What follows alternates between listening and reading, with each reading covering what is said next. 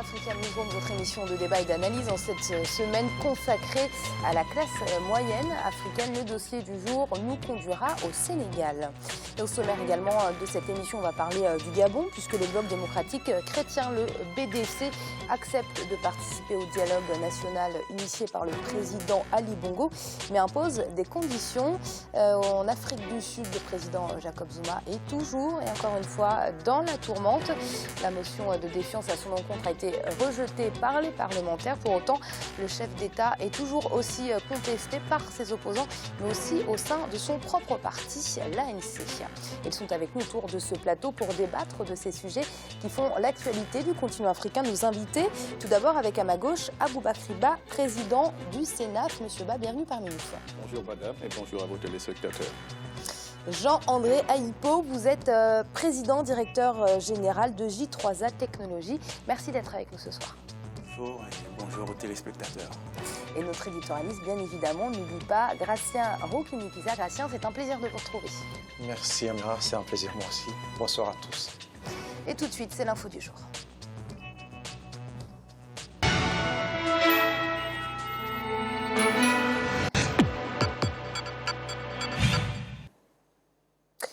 Au Gabon, les consultations en vue du dialogue national initié par le président Ali Bongo auront lieu dès ce lundi 14 novembre, alors que certains partis ont annoncé leur refus d'y participer. Le BDC, le Bloc démocratique chrétien, parti de la majorité républicaine, propose comme préalable et comme condition à ces assises la mise en place d'une commission ad hoc tripartite. Les détails dans ce reportage de notre correspondant Douglas Toutoum. Le président du Bloc démocratique chrétien, Guy Christian Mavioga, par ailleurs président de la majorité républicaine favorable au dialogue national, préconise la mise en place d'une commission ad hoc tripartite devant définir les contours du dialogue national inclusif souhaité par le chef de l'État Ali Bongo Ondimba. Pour le leader politique, ce mécanisme est le seul capable de réconcilier les Gabonais et permettre un dialogue franc entre les fils du pays. Le dialogue est possible, mais il ne faut pas courir. Il faut d'abord mettre en place une commission ad hoc tripartite, opposition, majorité, société civile, autour du Premier ministre, pour voir le format du dialogue.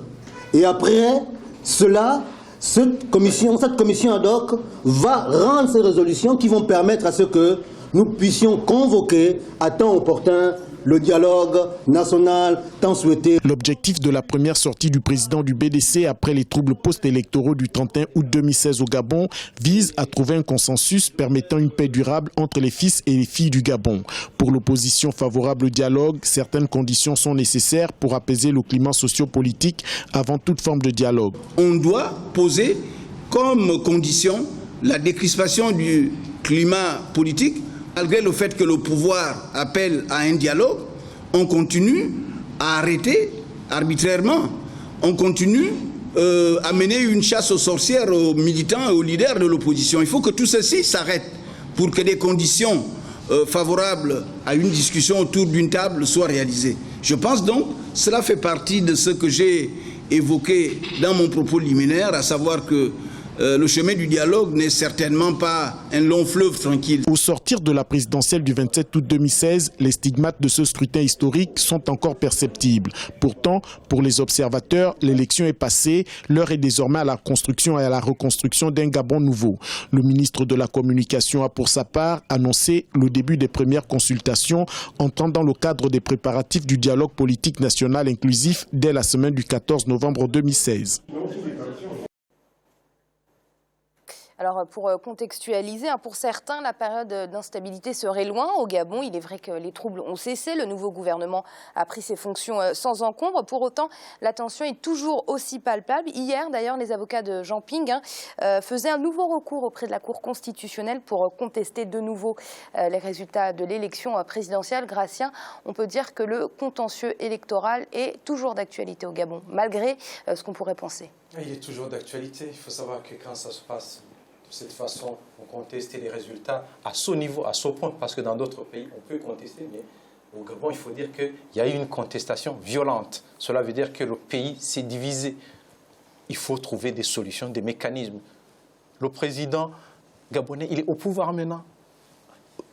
Bongo, il est au pouvoir. Il ne peut pas quitter le pouvoir. Aujourd'hui, qu'il y ait contestation ou pas, tricherie ou pas, mais il faut trouver d'autres mécanismes. C'est-à-dire, ce dialogue, justement, comme on le propose, il faut que les Gabonais ils fassent un consensus sur l'organisation de ce dialogue, pour qu'ils dialoguent, pour qu'ils s'entendent éventuellement. S'il faut partager le pouvoir, ou s'il faut rassurer, ou s'il faut, disons, écourter le mandat, je ne sais pas, il y aura toujours ces solutions. Justement, M. Aïpo, ce dialogue national n'arrive-t-il pas un peu trop tard?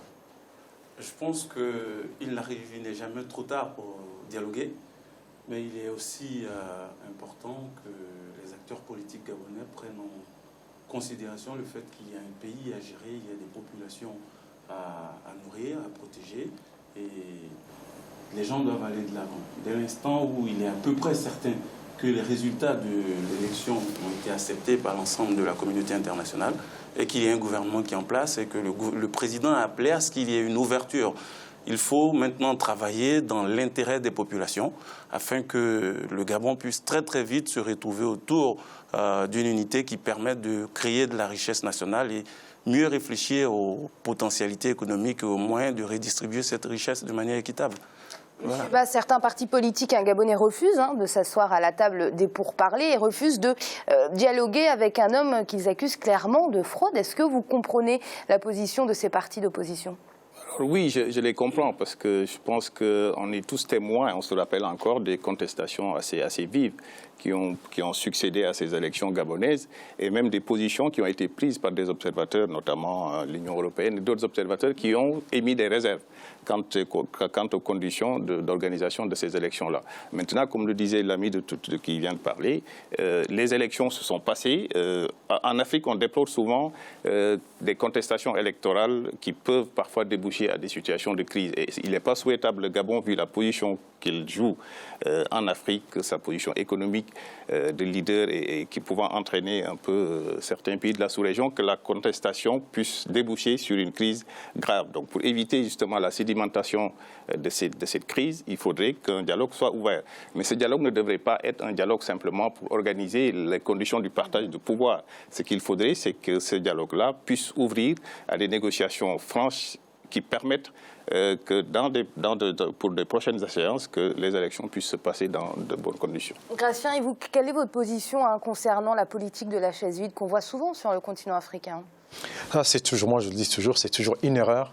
La politique de chaise vide, on n'en profite pas. Il faut y aller, il faut discuter, au moins pour montrer où se trouve la bonne foi, si la personne en face est de bonne foi ou pas. Ou éventuellement, on peut décrocher certaines choses. Sinon, il y a des années, 4 ans ou 5 ans, finalement, on va attendre jusqu'à la fin de son mandat alors qu'on a refusé de dialoguer. Alors on le sait, la réélection du président Ali Bongo à la tête du Gabon n'a pas franchement été saluée, pas même au sein du continent, je ne vais pas rappeler, mais il y avait certains chefs d'État qui avaient ouvertement critiqué cette élection, à part le Premier ministre français Manuel Valls, qui a subitement changé d'avis hier en reconnaissant la victoire d'Ali Bongo. Les puissances mondiales n'ont pas validé le scrutin, on le sait. Monsieur Aïpo, y a-t-il un risque de voir le Gabon isolé sur la scène internationale ? Je ne pense pas qu'il y ait un risque de voir le Gabon isolé sur la scène internationale. La preuve, depuis l'élection, le président Ali Bongo voyage, a fait 2 ou 3 voyages internationaux. Il y a aussi la position stratégique du Gabon. Le Gabon est un des plus gros producteurs de pétrole en Afrique.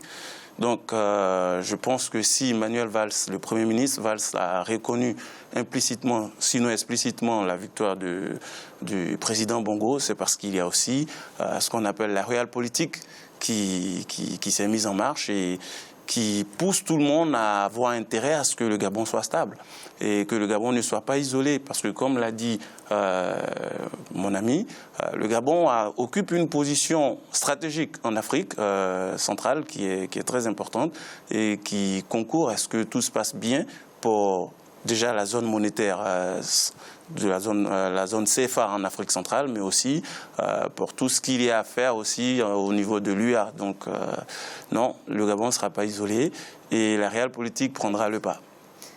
Monsieur Ba, vous êtes optimiste ?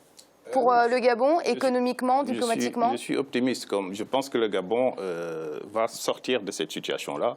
Il y a des hommes à l'intérieur du Gabon qui sont de grands patriotes. Je pense au président Ali Bongo, mais aussi à Jamping et à tous les autres opposants qui, je pense, vont trouver le moyen de dépasser cette crise et de faire continuer, faire jouer au Gabon la position qu'il joue. Et je pense également que les partenaires régionaux africains et internationaux vont aussi, je pense, jouer leur partition pour que les choses s'apaisent et qu'elles permettent par contre une discussion cette fois-ci beaucoup plus sérieuse sur les conditions d'organisation des élections libres et transparentes dans un Gabon futur. On va parler d'un autre président, un président contesté au sein même de son pays. C'est bien évidemment Jacob Zuma, chef d'État de l'Afrique du Sud. Une nouvelle motion de défiance à son encontre a été déposée par l'opposition au Parlement et ça a été rejeté ce jeudi 10 novembre. Une demande qui a été introduite il y a une semaine environ et qui fait suite à la publication d'un rapport de la médiatrice de la République sur la gestion douteuse des affaires de l'État par le président. C'est un sujet qui nous a été préparé par Corinne Camdem. Regardez. Nouvelle motion de défiance contre le président Jacob Zuma, rejetée par le Parlement sud-africain. Pour la troisième fois consécutive, en 2016, le président sud-africain a échappé à une motion de censure déposée par l'opposition au Parlement ce jeudi 10 novembre. Mentionné dans de nombreux scandales de corruption, le président Jacob Zuma devait faire face aux revendications renouvelées de l'opposition au Parlement. Cette nouvelle motion résultait de la publication d'un rapport de la médiatrice de la République, Thuli Madonsela, demandant l'ouverture d'une enquête judiciaire qui mettra en cause le président Jacob Zuma dans une affaire de trafic d'influence. Les observateurs aujourd'hui sont unanimes qu'au-delà de l'aboutissement, au-delà de la destitution du président de la République, et ce qui va être aussi important, c'est la suite à donner, c'est le comportement que le président va adopter, voir s'il a, oui ou non, appris ou compris le message que le peuple voulait lui lancer. Ce rapport pointe les Gupta, une famille de riches hommes d'affaires d'origine indienne, soupçonnés d'avoir profité de leur relation à titre privé avec Jacob Zuma pour influencer certaines nominations ministérielles. Il fait également état de versement de pots de vin des Gupta pour bénéficier de marchés publics. C'est l'ANC derrière qui va être fragilisé. C'est le parti au pouvoir qui va être fragilisé. Parce que si on voit que le repère du peuple, on voit que ceux qui ont porté la lutte contre l'apartheid, ceux qui ont porté les premières prémices du développement du pays sont en train d'être impliqués dans des histoires de corruption et que derrière, les cadres du parti sont en train de soutenir ces actions-là, il est clair que l'image du parti sera écorchée et le potentiel successeur du président Zuma aussi sera évidemment écorché. La motion de l'Alliance démocratique a recueilli 126 voix pour et 214 voix contre, le Parlement étant largement dominé par le Congrès national africain. Malgré l'apparition de tensions au sein de son parti, l'ANC, ce nouvel échec qu'enregistre l'opposition démontre bien le soutien dont le président Jacob Zuma bénéficie encore au sein du Congrès national africain.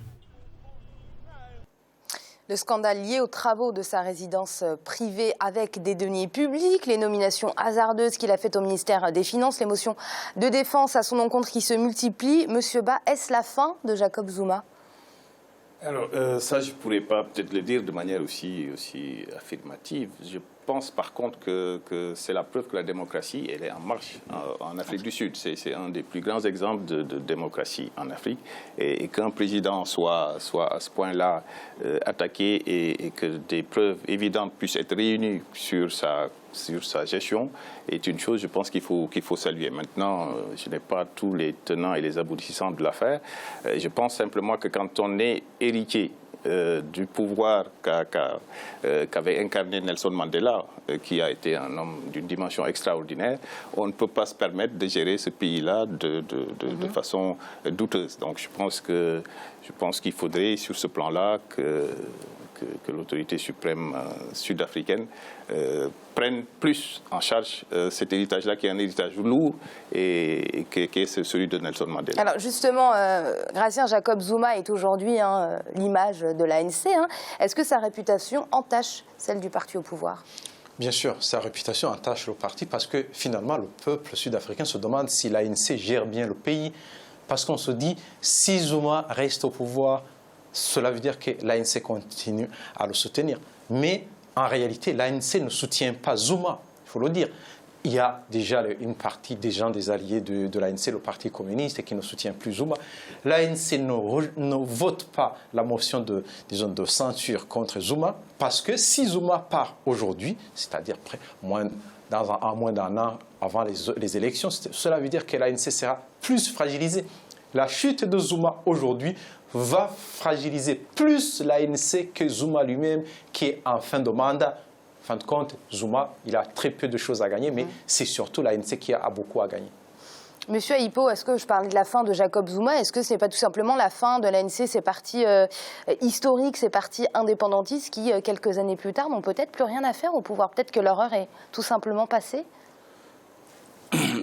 En fait, ce qu'il faut savoir en Afrique du Sud, c'est que la situation est un peu plus complexe que cela. Si on part sur l'axe ANC pur et dur, les gens ne réfléchissent pas par rapport à ce que font ceux qui dirigent l'ANC aujourd'hui.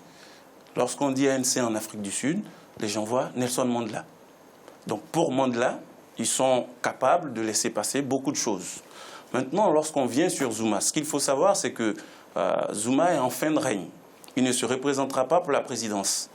Après l'ère Mandela, il y a eu l'ère Thabo Mbeki et ensuite l'ère Zuma. Ils ont placé Cyril Ramaphosa, qui a été l'architecte même de la libération des accords de libération de Nelson Mandela en février 1990, parce que c'était le plus haut cadre dirigeant de l'ANC qui était en interne. Tous les autres étaient à l'extérieur. Donc Cyril Ramaphosa a été placé vice-président pour prendre les rênes du pays lors des prochaines élections. Donc ce qui se passe aujourd'hui, comme l'a dit Gatien, il ne s'agit pas de virer Zuma. Il s'agit de s'arranger à ce que l'ANC arrive coalisée, unie aux élections, pour que la transition entre Zuma et Cyril Ramaphosa puisse se faire. Et de ce point de vue-là, nous ne sommes pas à la fin de l'ANC, parce que tant qu'il y aura encore des populations qui se souviendront de Mandela, l'ANC sera toujours encore pour les 10-15 prochaines années à la tête de ce pays-là. Gratien. Oui, justement, quand on voit bien l'ANC, notamment lors des dernières élections municipales, comment ça s'est passé, les défaites dans des grandes villes. Grandes villes. On comprend bien que l'ANC commence, à perdre du terrain.